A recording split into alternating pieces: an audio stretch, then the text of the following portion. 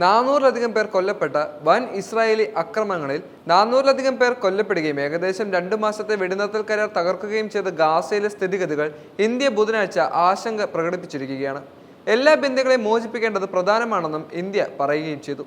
ഗാസയിലെ ജനങ്ങൾക്ക് മാനുഷിക സഹായം നൽകുന്നത് തുടരുമെന്നും ഇന്ത്യ വിദേശകാര്യ മന്ത്രാലയത്തിന്റെ പ്രസ്താവനയിൽ ആവശ്യപ്പെടുകയും ചെയ്തിട്ടുണ്ട്.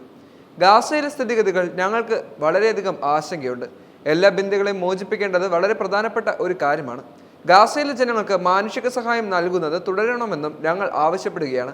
വിദേശകാര്യ മന്ത്രാലയം ഒരു പ്രസ്താവനയിൽ അറിയിച്ച അറിയിപ്പായിരുന്നു ഇത്.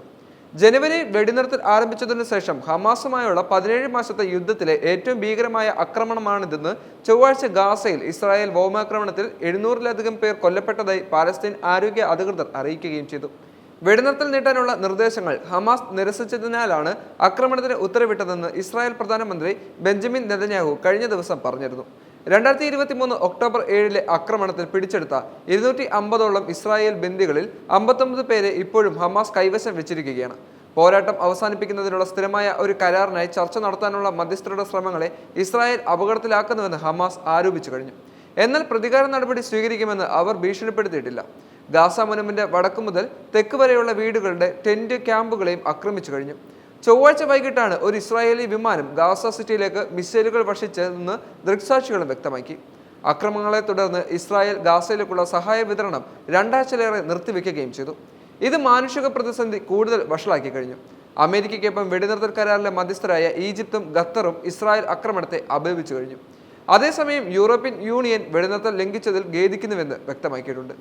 വെടിനിർത്തലിന്റെ പ്രാരംഭഘട്ടം അവസാനിപ്പിച്ചതിന് ശേഷം ഇരു വിഭാഗങ്ങളും തമ്മിലുള്ള വിടവ് നികത്താൻ മധ്യസ്ഥർ ശ്രമിച്ചതിനാൽ ഇസ്രായേലിൽ നിന്നും ഹമാസിൽ നിന്നുള്ള ചർച്ചാ സംഘങ്ങളിൽ ദോഹയിൽ വെച്ച് നടക്കുകയും ചെയ്തു. 2000ഓളം പാലസ്തീൻ തടവുകാരെ വിട്ടയച്ചതിന് പകരമായി 33 ഇസ്രായേലി ബന്ദികളെയും 5 തായ്ലാന്റുകാരെയും അവർ വിട്ടയക്കുകയും ചെയ്തു. ഏപ്രിലിലെ മുസ്ലിം നോമ്പുകാലമായ റംസാനും ജൂത പെസഹ അവധിയും കഴിയുന്നതുവരെ ഒരു വെടിനിർത്തലിന് പകരമായി ബാക്കിയുള്ള ബന്ദികളെ തിരികെ നൽകണമെന്ന് ഇസ്രായേൽ സമ്മതം ചെലുത്തിക്കൊണ്ടിരിക്കുകയാണ്. 2023 ഒക്ടോബർ 7 ഹമാസ് നേതൃത്വത്തിലുള്ള ഭീകരർ ഇസ്രായേലിനെ ആക്രമിച്ചതിനെ തുടർന്നാണ് ഗാസയിൽ യുദ്ധം പൊട്ടിപ്പുറപ്പെടുന്നത്. ഇസ്രായേലി കണക്കുകൾ പ്രകാരം ഏകദേശം 1200 പേർ കൊല്ലപ്പെട്ടു. തുടർന്ന് ജൂതരാഷ്ട്രം പാലസ്തീൻ ഗ്രൂപ്പിനെതിരെ ക്രൂരമായ ആക്രമണം അഴിച്ചുവിടുകയായിരുന്നു. 42,000-ലധികം പേർ കൊല്ലപ്പെട്ടുവെന്ന് പാലസ്തീൻ ആരോഗ്യ അധികൃതർ അറിയിക്കുകയും ചെയ്തു.